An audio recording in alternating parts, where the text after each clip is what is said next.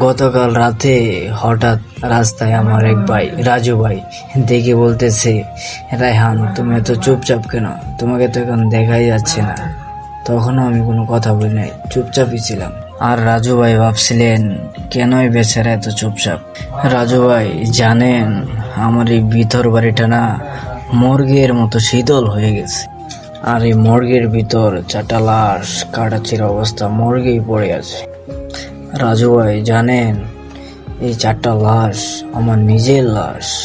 আমি যখন প্রথমবার অবহেলায় মারা গেলাম, দ্বিতীয়বার প্রতিশ্রুতির অকাল মৃত্যুতে মারা গেলাম, তৃতীয়বার আমাকে রাজু ভাই মেরে ফেলা হয়েছে, রাজু ভাই আমাকে খুন করা হয়েছে, চতুর্থবার রাজু ভাই আমি আর বাঁচতে চাইনি, স্বেচ্ছায় আত্মহত্যা করেছি। রাজু ভাই জানেন, আমার সেই 4টা লাশ এখনো মর্গে পড়ে আছে, ময়না তদন্ত হয়নি।